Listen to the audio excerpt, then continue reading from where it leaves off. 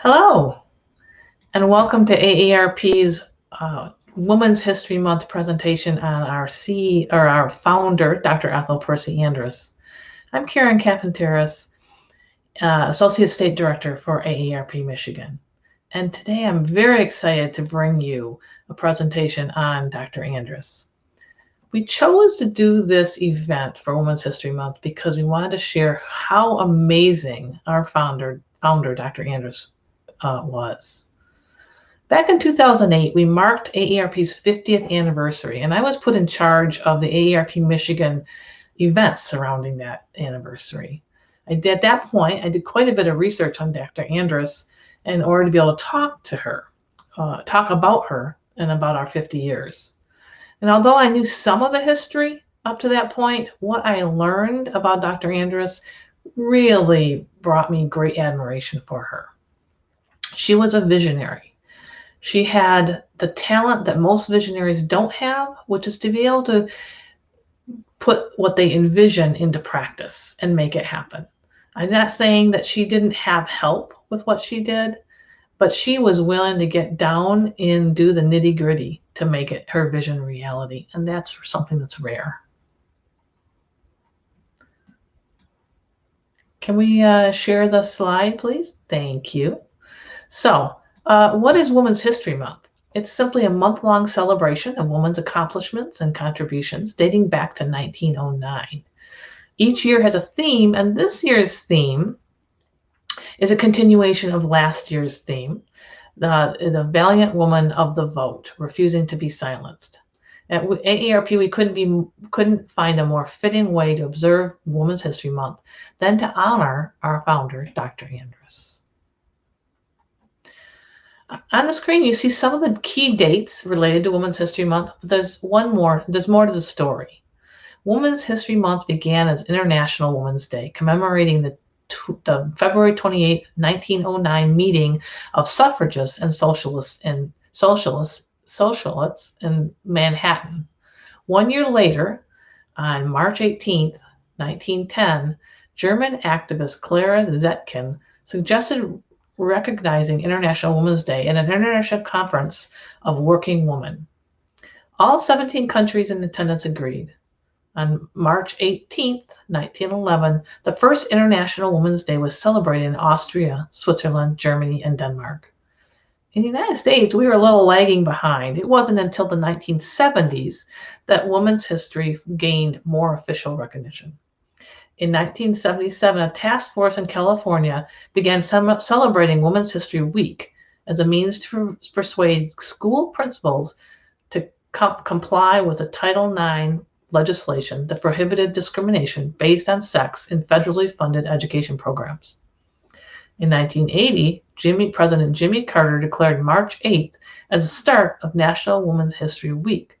But believe it or not, it wasn't until 1987 that Congress declared March as Women's History Month. All right, throughout our presentation, we're going to ask you to use the comment section and answer a series of pop quizzes.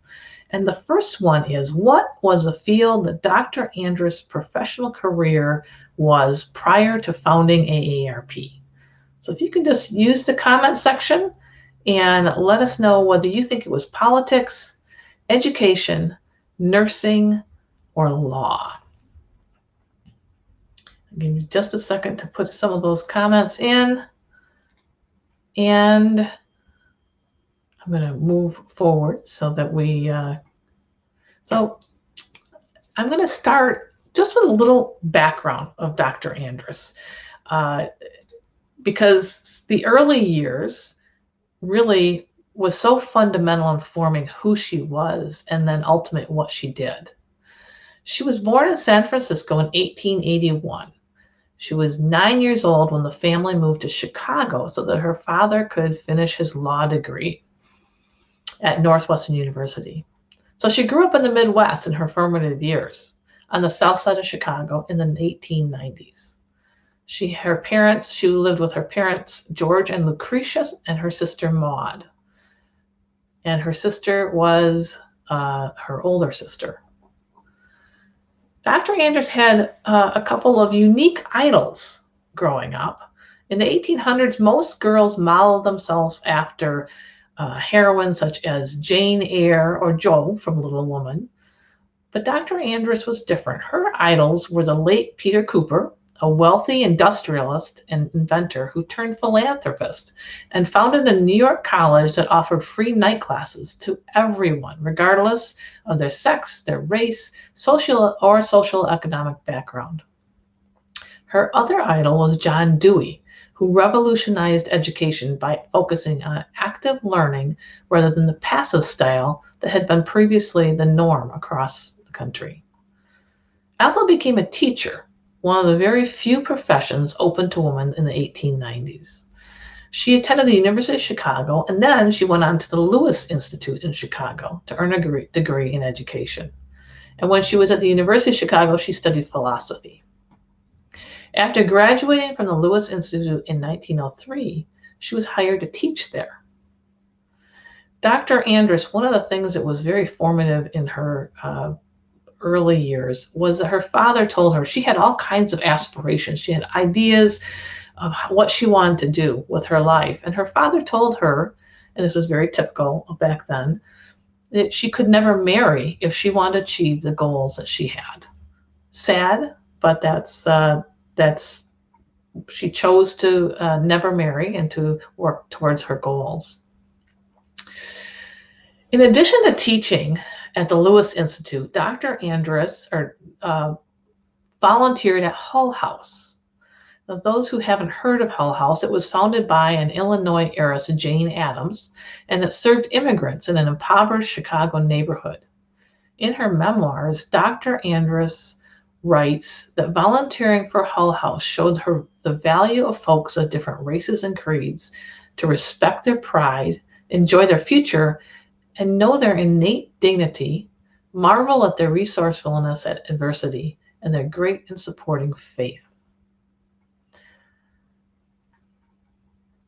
In 1909, Ethel's father became ill, and the family moved to California at the doctor's recommendation. Shortly after the move, she began teaching English at Manuel Arts High School in Los Angeles. A few years later, she became principal at the Abraham Lincoln High School in Los Angeles. This was a very large urban high school with more than 1,000 students back in 1916. At that time, she was the first woman to become principal of a large urban high school. Other women were principals in the state. However, they were principals at small rural schools. So this was one of the firsts for Dr. Andrus. At Lincoln High School, Dr. Andrus faced a daunting challenge of serving a diverse and multilingual population. Students and their families spoke more than a dozen languages. Now, today when you go into schools, they speak more than that, but back then that was unusual. The other challenge was that Lincoln High School had been built atop a high hill, isolating it from the community. To overcome this challenge, Dr. Andrus held community nights twice a month with guest speakers and sing-alongs in order to draw on the locals.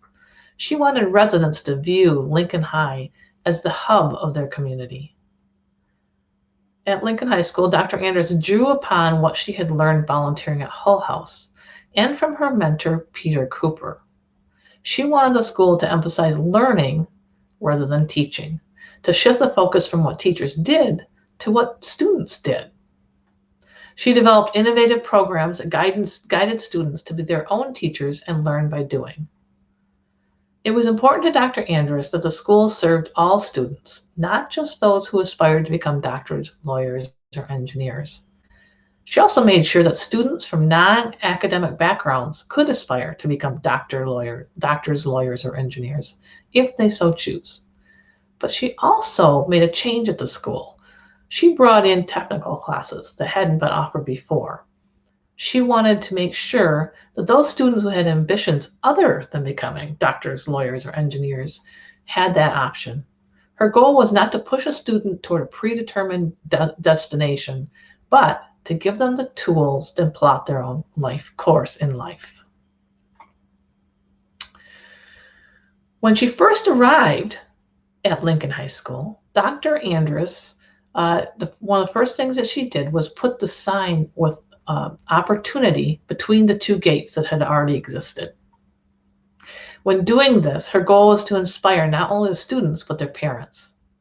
She wanted to offer evening classes to the local adults, thus emulating her childhood idol, Peter Cooper.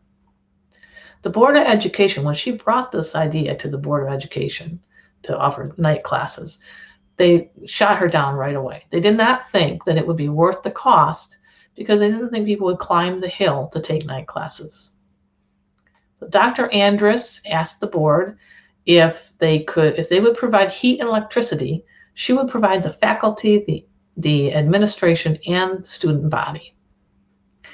With this presentation, they agreed with Dr. Andrus, so she opened her opportunity school, with the faculty mostly drawn from the ranks of the neighborhood artisans and professionals.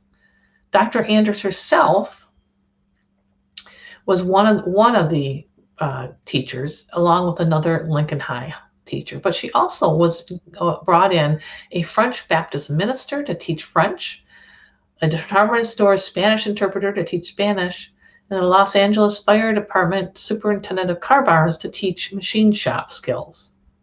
The Opportunity School was a major success and drew many grown-up students to attend and earn the equivalency of a high school diploma. All right, let's find out what you know about this. How old was Dr. Andrus when she founded AARP?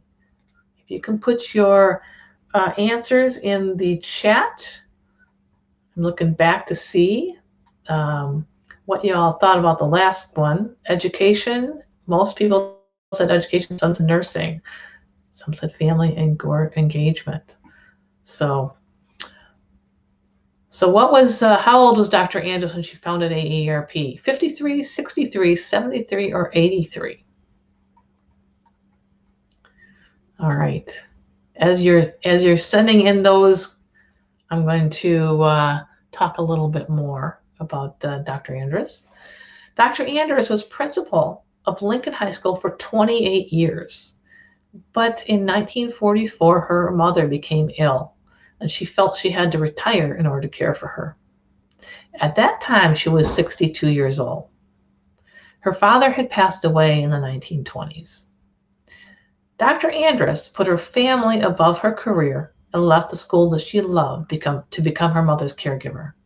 What she didn't know is that decision would launch her on a new career, one that would change how Americans thought about retirement.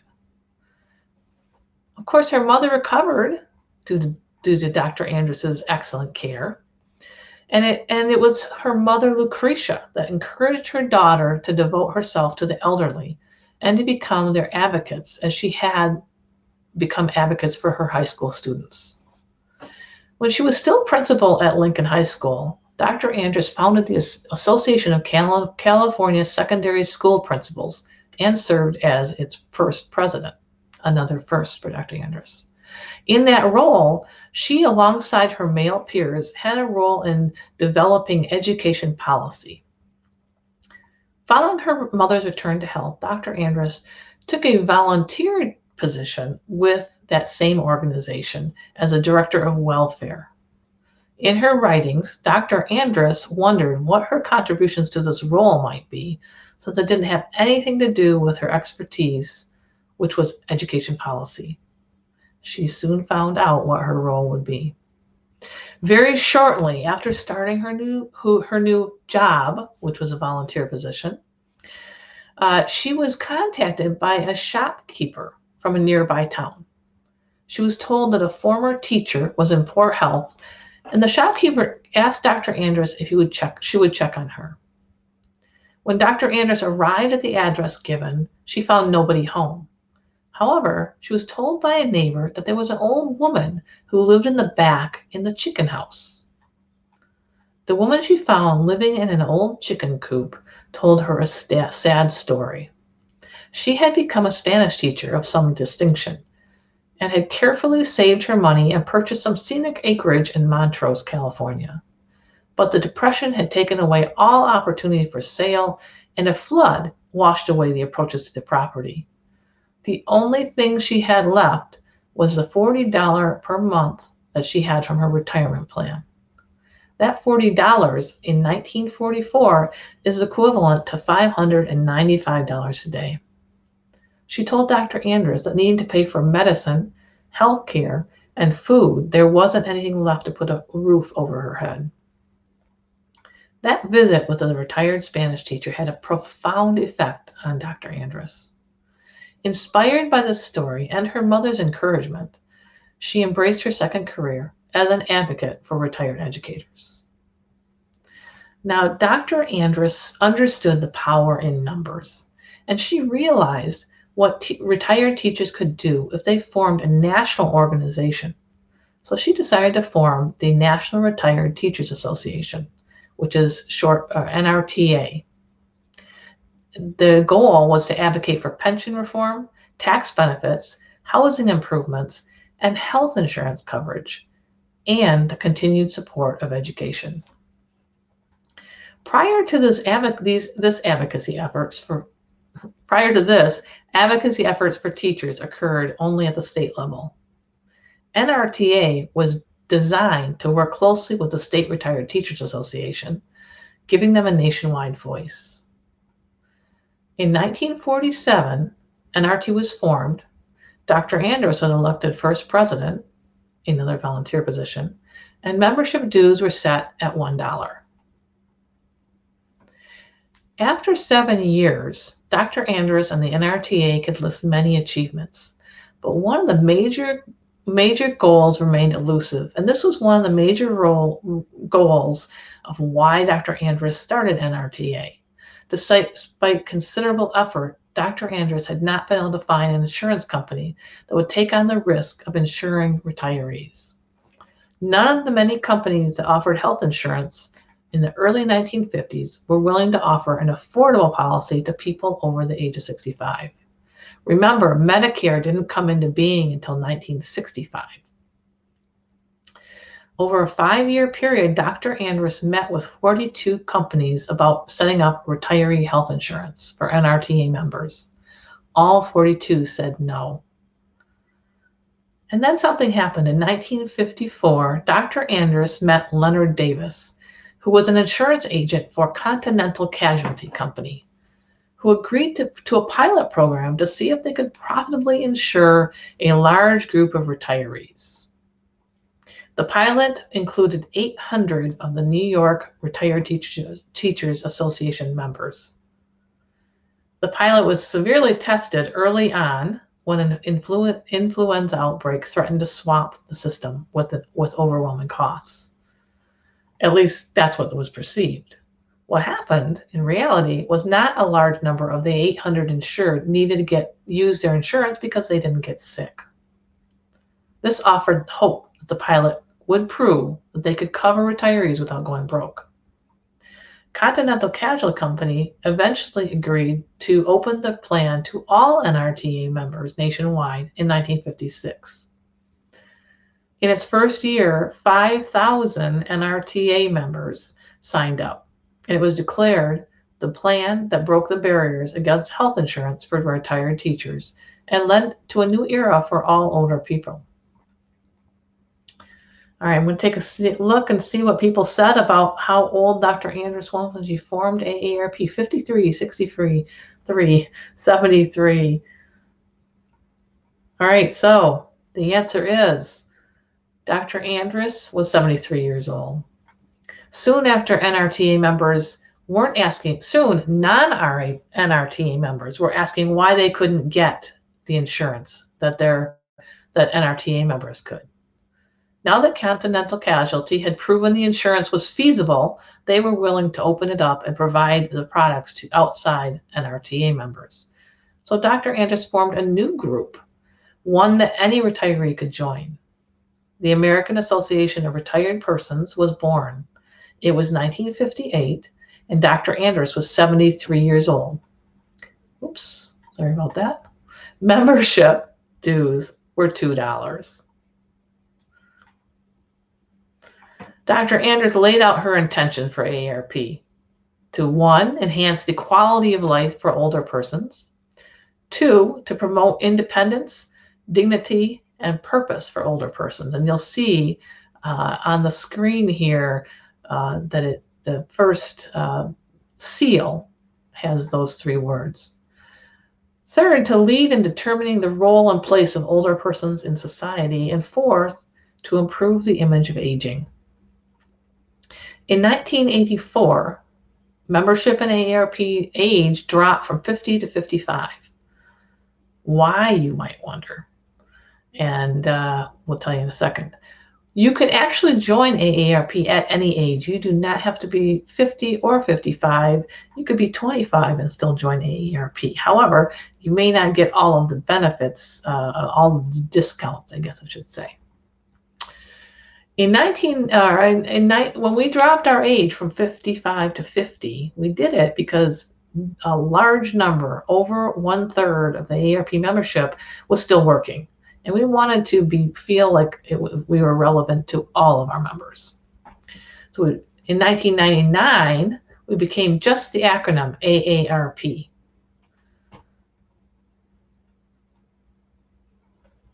So AARP's mission is lofty. The goal of AARP enhances the quality of life for all as we age. We champion positive social change and deliver through advocacy, information, and service. And we envision a society in which all people live with dignity and purpose and fulfill their goals and dreams. This is all based on the foundation laid by Dr. Andrus decades ago, but remains relevant today. All right, are you ready for another pop quiz?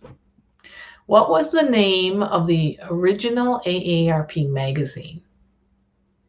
Was it the Gray Gazette, the Senior Scoop, the Modern Maturity, or the Retiree Reporter? I like some of the comments I'm seeing. Barb says, wow, that gives me hope for what I want to accomplish. What persistence? Agreed. She was really an amazing woman. All right, as you're putting in your answers, I'm going to give you the answer here. Dr. Andrus started a monthly magazine that went to all AARP members as part of their membership fees called Modern Maturity Magazine.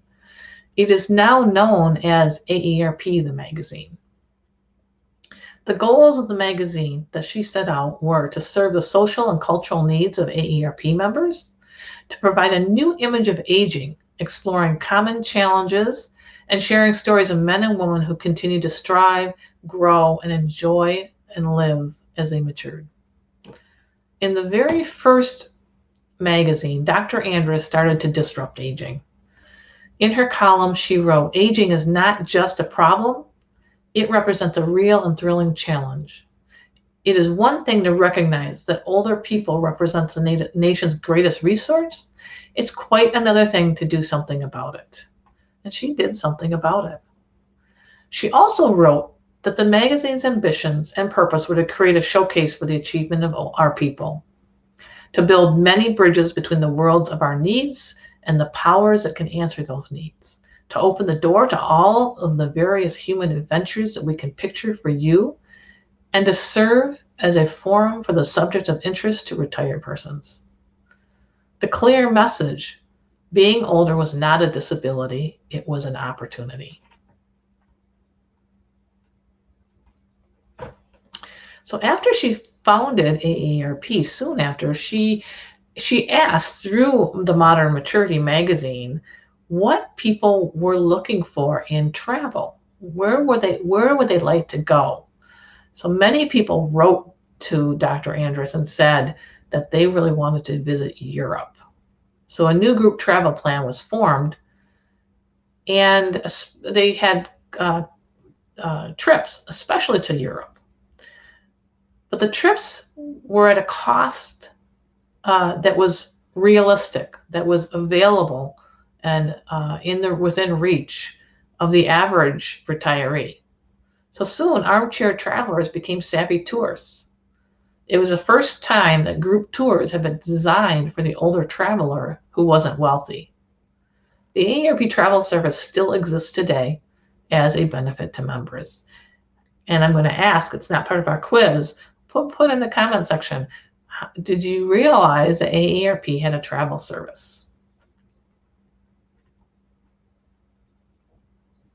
So leveraging the purchasing power of AARP and NRTA membership numbers, Dr. Andrus formed the Retired Persons Pharmacy, which opened in August of 1959. This was the first mail order pharmacy. It was long before warehouse and chain stores used bulk purchasing. Dr. Andrus devised a plan to purchase medicines and vitamins in bulk and send them to members, passing on the savings. Members received discounts of at least 25% off of retail price. So I'm going to say, let's see. People said yes, they knew. Some people said they didn't know. Jim said, I use AARP travel all the time. I do too. All right, just as with her students, Dr. Andrus urged AARP members to volunteer and give back to their community. In 1960, the first AARP chapter was formed in Youngstown, Arizona. The goals of the chapter were to discuss common interests, volunteer together for community service projects, and collaborate with other local groups to study community problems affecting older people. Most importantly, chapters served to help members form new friendships and help alleviate isolation. I didn't know until doing the research for this that 2 of the first 10 chapters formed in 1960 were in Pontiac, Michigan, and in Muskegon County, Michigan. So we're one of the firsts. In Dr. Andrus' memoir, she wrote that the AARP Brotherhood is magic medicine for the lonely. And today we still have chapters, not nearly as many as we used to have, but there are still chapters. In Michigan, there are somewhere around 12 chapters that are remaining. When I first started in 2001, there were something like 60 chapters in Michigan. So they are declining.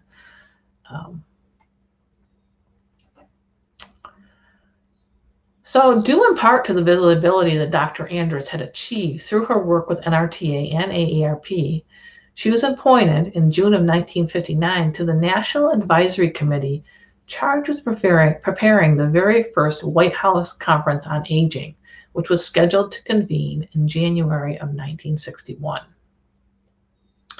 In large part due to Dr. Andrus' work, aging had made its way to the national agenda. The conference would address economic security, employment and retirement problems, including health and medical care, recreation, housing, social and civic participation. Now, it is 2021, and we still look at all of these in AARP's work. They are all fundamental parts of AARP's work. So this conference, when I was reading through everything, has Dr. Andrus written all over it. She wrote in her memoirs that she was happy that first conference on aging had recommended several of the ideas she had been advocating for, including eliminating a mandatory retirement age and developing a senior citizens charter of rights. And that charter of rights, it's long, so I didn't include it here, but you can look it up. Most of the information, I had done research back in 2008 on Dr. Andrus for our 50th anniversary. For our 60th anniversary, AARP actually put out a biography of Dr. Andrus, which you can download for free from aarp.org if you wanted to. You can also purchase it, but you can download it for free and read it also. So that Senior Citizen Charter of Rights is in that book. It's very interesting. Another pop quiz. Which was not a passion of Dr. Andrus? Education, volunteerism, access to health care, or financial security? I'll give you a second to think, to look, and I'm going to take a peek at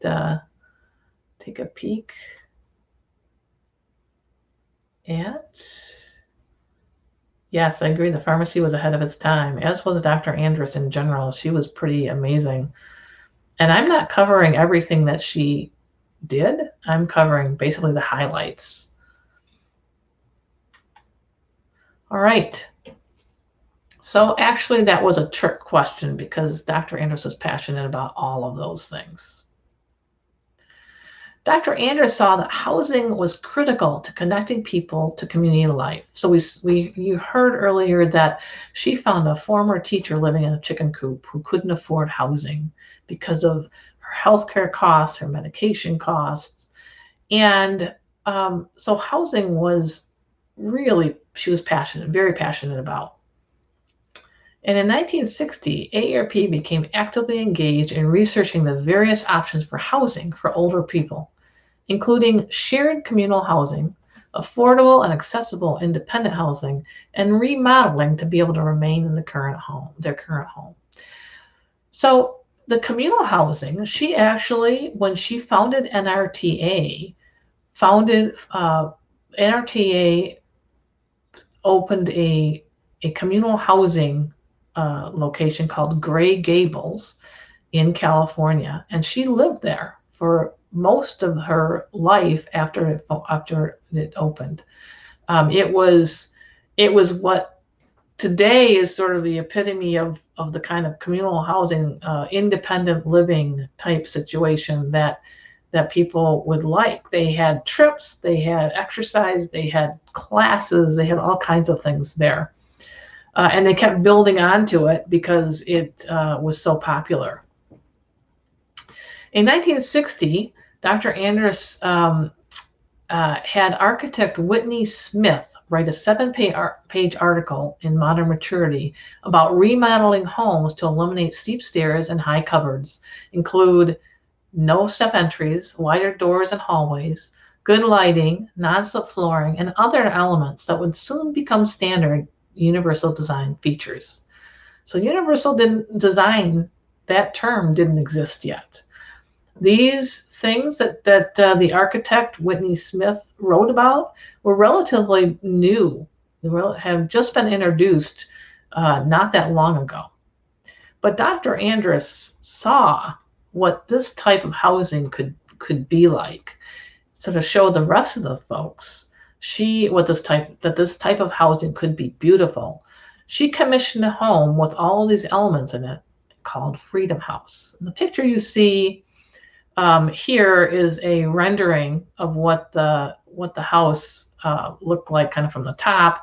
And you see President Eisenhower with Dr. Andrus, and she had presented what Freedom House looked like to him.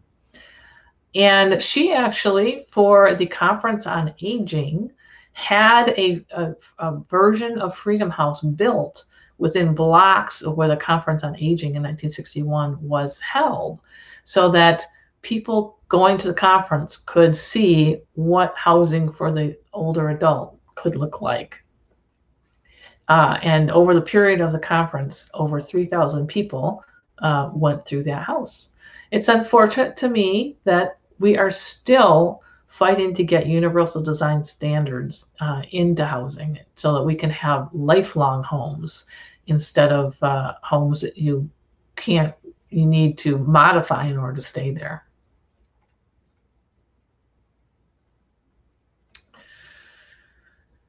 So 19 years had passed since Dr. Andrus had retired from Lincoln High School, but she remained an educator at heart.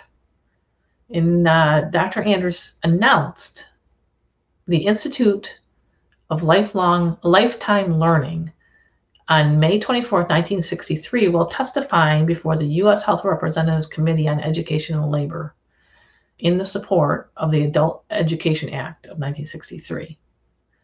During her presentation, she called it a great experiment and said that the new service will be an informal school offering courses to members to meet their intellectual needs and to enhance their skills and talents.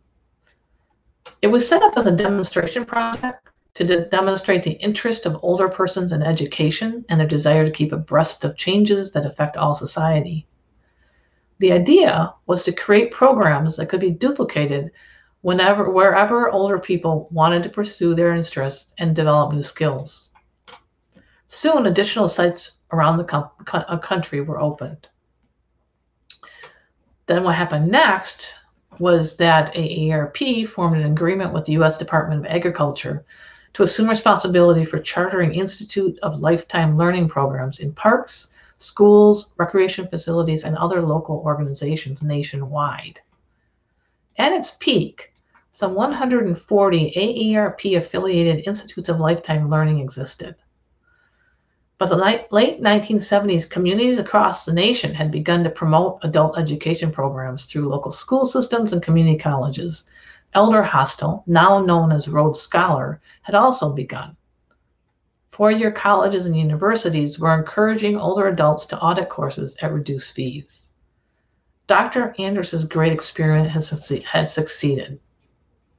In 1977, AARP Institute of Lifetime Learning closed its schools and began turning over to local sponsors total responsibility for its chartered extension services. Today, there are many lifelong learning programs across the country. So what she started back in the 60s, again, continues today.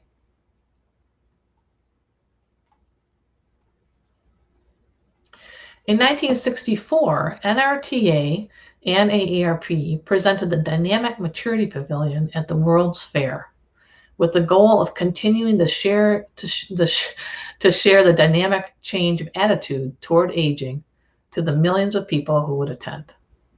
For the first time in history, the World's Fair visitors would be exposed to the idea that older people still had contributions to make to society.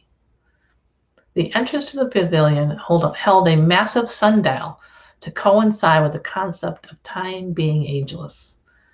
I looked and looked, and the only pictures I can find are of the exterior of the building. I really wanted to see what the interior of the building looked like, because not only did she have things for people to walk through and look at, but she had a large area in the building where she held meetings, which was very cool. The Older Americans Act was one of the recommendations from the 1961 White House Conference on Aging. AARP actively encourages members to write letters and send telegrams or phone or visit their senators and representatives to ask them to vote to pass the Older Americans Act. Its passage was one of the very first successful grassroots advocacy campaigns for AARP. After the signing ceremony, President Johnson presented Dr. Andrus with one of the signing pens, as this photo indicates. All right, another pop quiz. Where was AARP founded? Was it founded in Washington, D.C., in Chicago, Illinois, in Ojai, California, or in Naples, Florida? I'll give you all a second to answer that. I'll talk about another outcome of the White House Conference on Aging. Another outcome was the creation of Medicare. So the need was great. Healthcare costs for older people were rising and their incomes were eroding. And healthcare companies, other than the one that NRTA and AARP members were used, were canceling policies for high-risk older adults. So some folks assumed that Dr. Andrus would be opposed to Medicare because of the insurance product that AARP and NRTA offered to members. But that couldn't be further from the truth. She was solidly in favor of Medicare and wanted all older people, wanted the best insurance at the lowest price for all older people. So she actually, you see a picture in the lower right-hand corner of her testifying in front of Congress about Medicare and about health insurance for older adults. She proposed that a Medicare solution, and it wasn't called Medicare as they were discussing this, but it later became Medicare. She proposed a solution that would have both the parts that are covered federally and the supplemental that we now pay for all covered, and that was rejected. if that had happened, that could have changed the course of AARP. But and that's what she wanted. She wanted the best insurance at the lowest cost for all people. So the answer to where AARP was founded, some people say Chicago, some people say Ojai.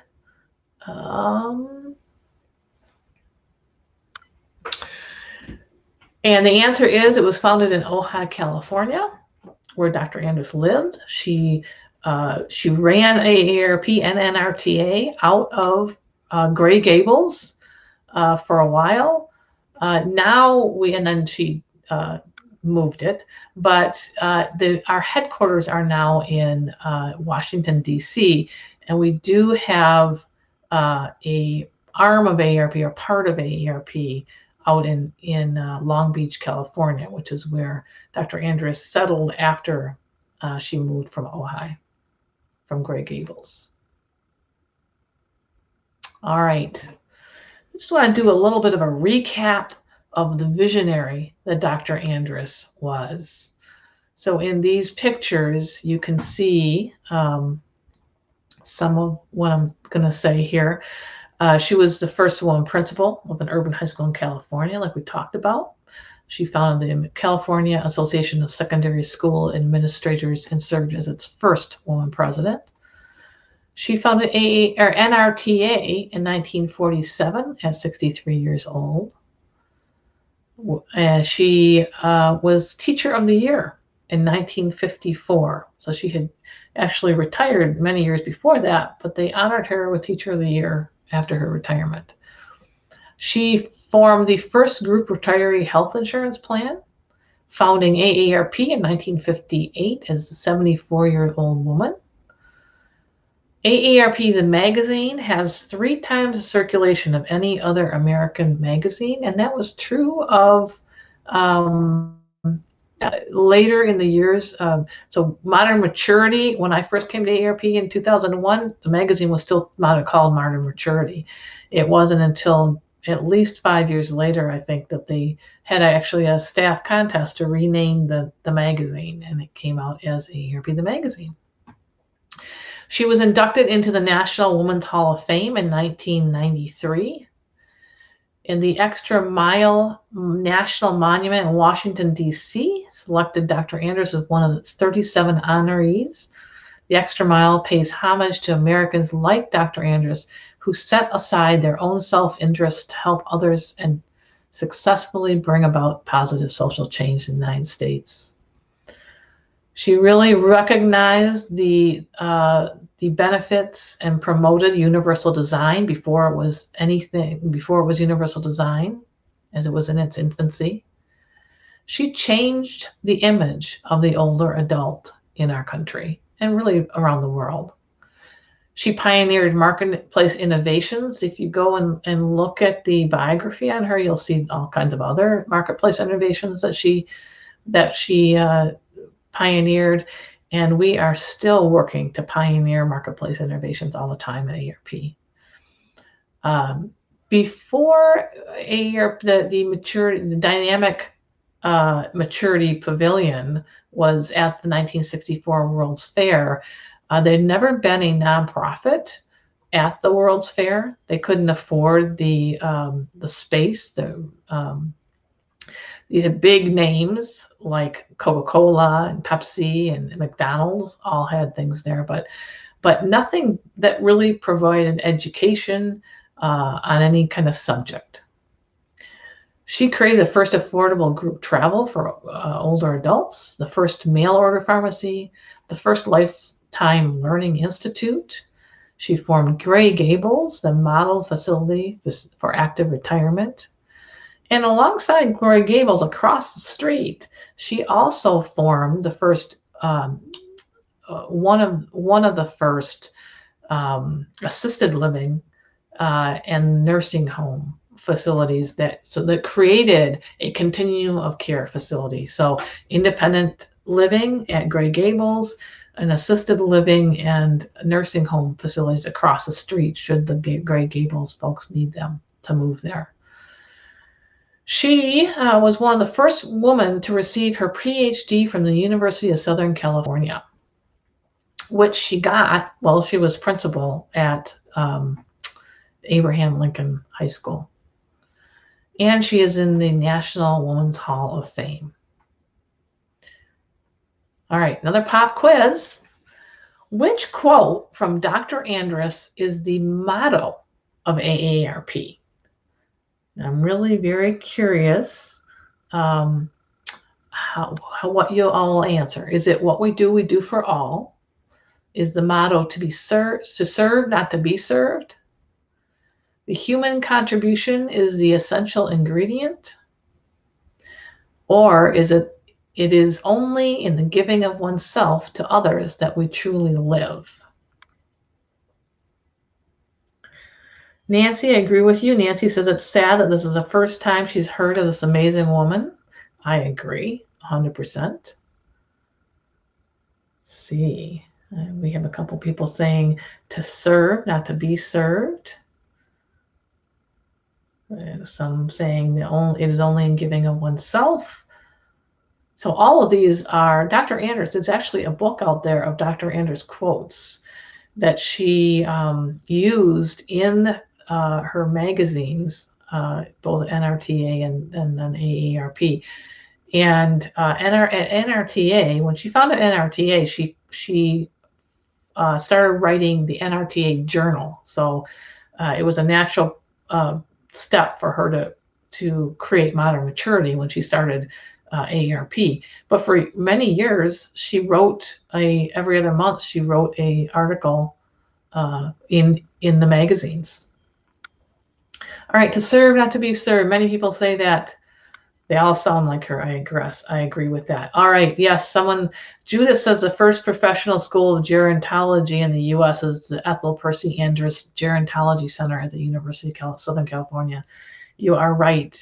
And it's actually, there is the Leonard Davis, who you might remember, I mentioned was the insurance agent who did the first pilot program and eventually made himself a lot of money because he worked with Dr. Andrus on these insurance products. He has a whole wing there at the University of Southern California that he and his wife contributed money to do. And I will say that Dr. Andrus took no money. She was the first president of AARP. She was the first president of NRTA. She took no money for those roles. She died when she passed away. She had her net worth was less than $100,000. Compared to Leonard Davis, who when he passed away, his net worth was several $100 million. So the answer is to serve, not to be served. That is the motto of AARP. So all these quotes have a common theme, which is service. So AARP, I don't know how many of you know this, but AARP has 53 state offices, one in each of the 50 states, plus one in the District of Columbia, in the U.S. Virgin Islands, and in Puerto Rico. And each office has one thing in common, a strong core of volunteers. In Michigan, we have 13 staff members that cover the entire state, but we have over 200 volunteers that help us carry out our work. They help us plan our work. They help us execute our work. You can find them in the community when we're not in a pandemic. You'll find them out in the community doing all kinds of things, presenting presentations. If this had been a normal year, this could have been a volunteer presenting this presentation. The volunteers do all kinds of things, from helping plan events, plan conferences, create new programming, to check-in registration at events, or serving at information tables at things. We couldn't have the reach or the impact without our dedicated volunteers. They help guide our work, support our advocacy efforts by contacting their legislators, and help with all kinds of stuff. If you'd like to know more about volunteering, you can contact me at kcaffinterrace@aarp.org, and I'll ask Karina if she'll put that in the scroll and maybe in the comment section, post it there. And to kind of finish up here, this is a couple pictures of some of our volunteers. We do fun things like go to the baseball game, which is the lower right picture. The top left picture is two of our volunteers from two of our communities getting together to do a retreat. And we did a lot of learning at that retreat. So this is the cover of the Dr. Andrus biography. I think it's actually a really nice cover. It makes me smile every time I see it.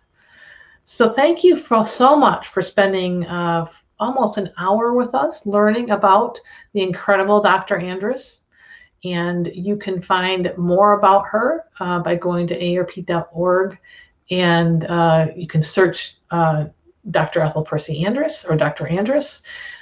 You can download this biography from the website, or you can just Google her, although I will tell you that not everything you find out there is exactly correct. When I was doing research in 2008, biography didn't exist, so I found things in different locations, and found when I was doing research for this presentation that